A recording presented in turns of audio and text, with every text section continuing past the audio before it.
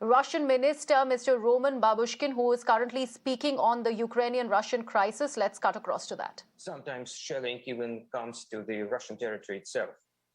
And that's why the recognition of the independence of these republics is a long-pending issue. There were enough of time, many years since 2015, to start this dialogue, to start the settlement, but it didn't happen. In recent past, it became crystal clear that Minsk package is dead. This step, which was made by Russia, was the only chance to save lives of these people.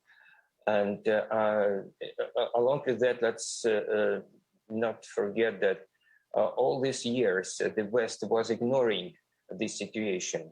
So, which is the well-established practice of the US and its partners of double standards, because they claim about democracy and human rights only when they are interested.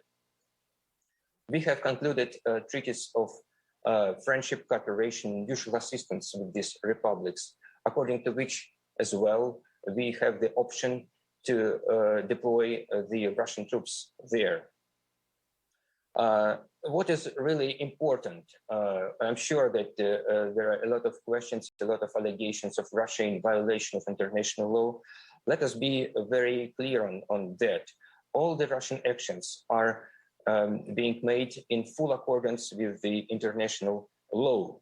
In fact, the self-determination of nations and express the will of the people by conducting referendums. It is in these particular cases, and as is specified in the international law, is the right of the people and one of the strongest forms of democracy. The thing which happened with Crimea, by the way. And let us not forget that when it comes to the territorial integrity and sovereignty, this was clearly manifested in the Declaration of Principles of the International Law of 1970, which clearly says that principle of the sovereignty and territorial integrity should be strictly abided in respect of all states whose governments represent, without any prejudice to race and religious beliefs, the whole population residing on its territory. Clearly, since 2014, Kyiv authorities do not fall under this category. And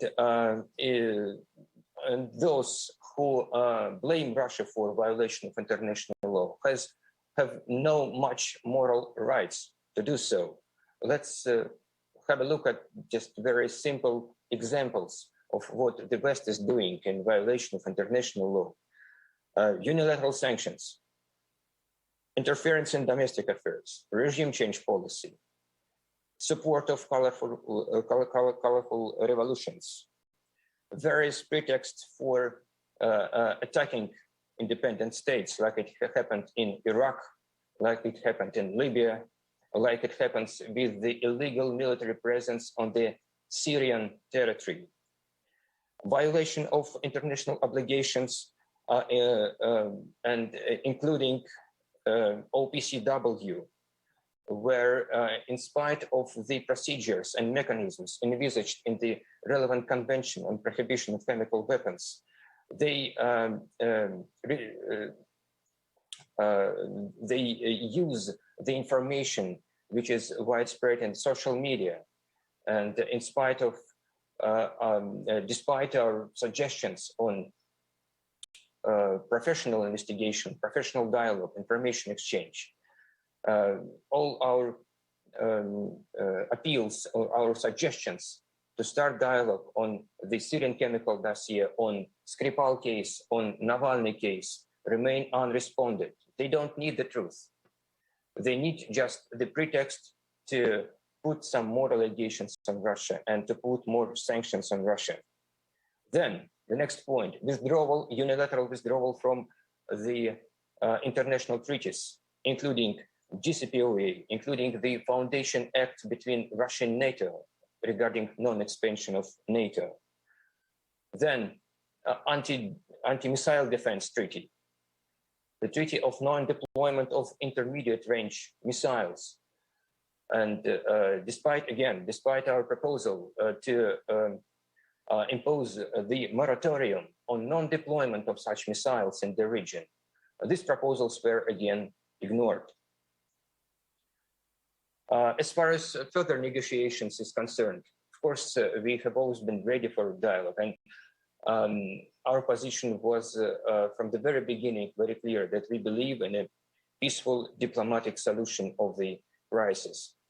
What can be now the topic of this dialogue with the West, NATO, and the United States? Again, this is the Russian red lines about non-expansion of NATO, about the security guarantees, about demilitarization of Ukraine, for which neutral status is the only possible option to resolve the situation. Again, what is really represents the very important aspect of current situation is that Ukraine announced its nuclear ambitions. Clearly, they are targeted against Russia.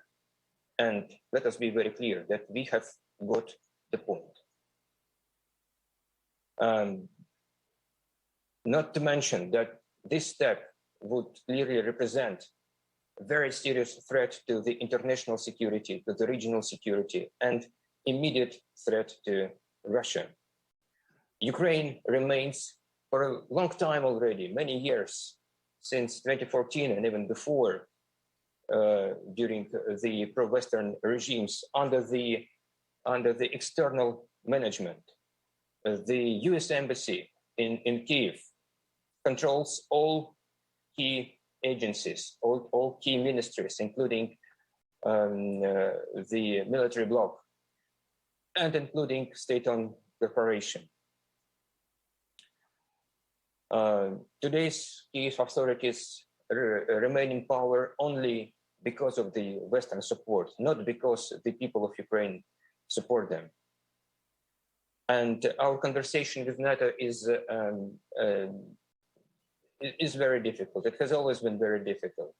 But now it is influenced by the unilateral steps by NATO in recent years to intentionally dismantle our dialogue architecture. We have not much mechanisms of conversation left between us. Not to mention their practice to expel diplomats. Taking into account all the above, Russia has all rights to response measures. What does the US do? They want to change world map once again under its unilateral leadership, dictate, and exceptionalism. They want unipolar world. They misuse unilateral sanctions even against its allies, depriving European partners from of cooperation, of economic cooperation with Russia, endangering the European energy security. Now we see the situation very clear that European Union has completely lost its foreign policy independence. Along with that, what you can all see that we have a mass disinformation propaganda. You may have noticed how many times they were referring to the possible Russian invasions, and it didn't happen. It didn't happen because we didn't plan to attack Ukraine, which is very close to us, has always been very close. And this is the intended escalations. They don't want the solution. And why at the same time nobody is asking how many troops, how many weapons are from that side? What represents itself as a NATO map in Europe? you will clearly realize how dangerous it is. You will clearly realize that NATO is a source of instability in Europe, because European stability is impossible without Russia.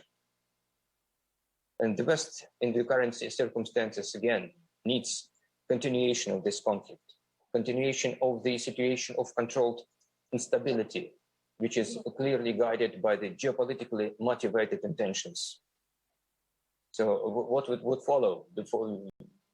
More pressure on Russia, the dismissing Russia from the international markets, energy markets, and they ultimately would achieve what they used to say since the previous administration, to stop Nord Stream 2. That was the Russian ambassador in India speaking. In fact, he has gone ahead and said that all Russian action is in accordance with the international law, and he's clearly also mentioning that everything is manifested in the declaration of international law. In fact, it is the West that is acting against the international law, and here he quoted instances of the attack on states like Iraq. We'll continue to track all the developments that are to do with the Russian-Ukrainian crisis on the broadcast. Meanwhile, we are slipping into a very short break here on Mirror Now. News continues.